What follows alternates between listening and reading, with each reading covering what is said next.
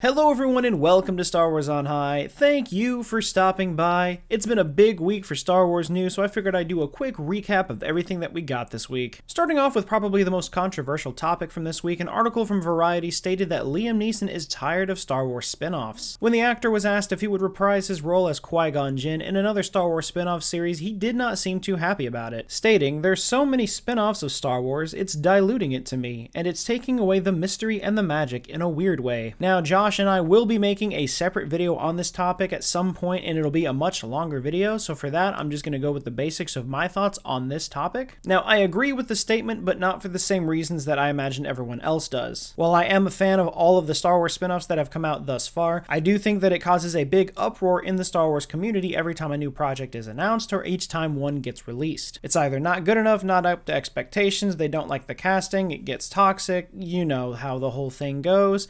Personally, I just think that we need to be careful with how we're producing these products. I honestly think that everyone just needs to cater to their own expectations and realize that not every Star Wars product that comes out is going to be the absolute top tier best thing that's ever happened. Once we get past this point, everything will be great and it'll be glorious, but it'll never happen. One of the cooler pieces of news that we got is that we got new gameplay footage from Star Wars Jedi Survivor featuring some of the new combat styles and finishers that you will get when you play in different forms of lightsaber combat. Now, I think the really cool thing is that they are going all out and wanting you to be able to play in a lot of different styles, from basic lightsaber combat to dual wielding a great sword and of course the classic double blade. Not only that, but it seems that they have been catering just a bit to the fan base who said that they were upset that this game did not have dismemberment like most other Star Wars games have, most notably being the Star Wars Jedi Outcast game. Now, I do not know the extent of how much dismemberment we'll be able to get, but as it turns out, if you're fighting a scout trooper, you're able to cut his leg off at the knee. While a majority of the fan base loves Jedi Fallen Order, there was still a lot of discussion over the lack of dismemberment of stormtroopers as you were fighting your way through each level,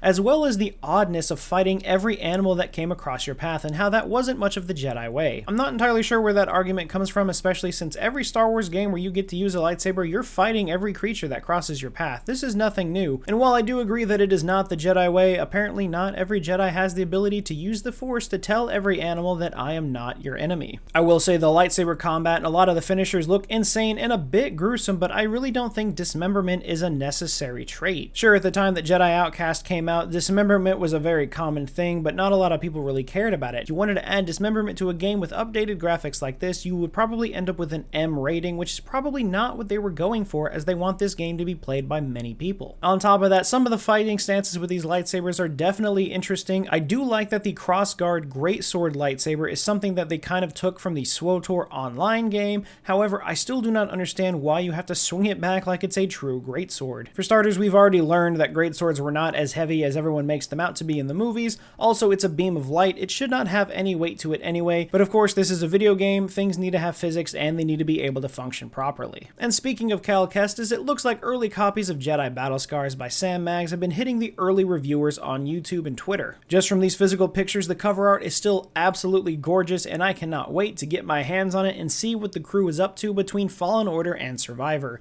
You can expect the full release of this book to hit shelves everywhere March 7th of this year. But it gets even better for us comic book people, as it looks like Star Wars is already preparing for Halloween of 2023 with the announcement of Kevin Scott's next Halloween special, Tales from the Death Star. Looks like we're going straight to the heart of terror itself with some spooky tales that'll take place aboard the Death Star, very much similar to the tales from Vader's Castle and the tales from the Rancor Pit. I'm not entirely sure what kind of stories we're going to be getting out of this comic, but I'm sure one of them will have to do with the Dianoga and the trash compactor, and when you consider the fact that the Death Star is the size of a planetary moon, I'm sure there are going to be places where people get lost and are never found again. There's definitely going to be some creepy tales in this comic. And lastly, the cover art was revealed for an upcoming manga for the High Republic, Edge of Balance Precedent. This story will take us to a young Jedi Wookiee Arkoff, which we first met in Edge of Balance Volume 1 from Phase 1. Of course, since Wookiees have a very long life expectancy, at this point he's still very young and is on his way to the planet of Dalna to assist the Jedi in the fight against the Path of the Open Hand. The story is written by Daniel Jose Older, and the script and art are by Tomio Ogata. And with this story being the last story for Phase 2 of the High Republic, we can expect it to hit shelves this May. But that's all I have today for this quick weekly news recap from the world of Star Wars.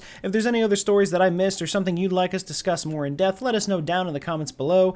As always, thank you to everyone who stuck around to this point in the video, and we hope to see you again very soon.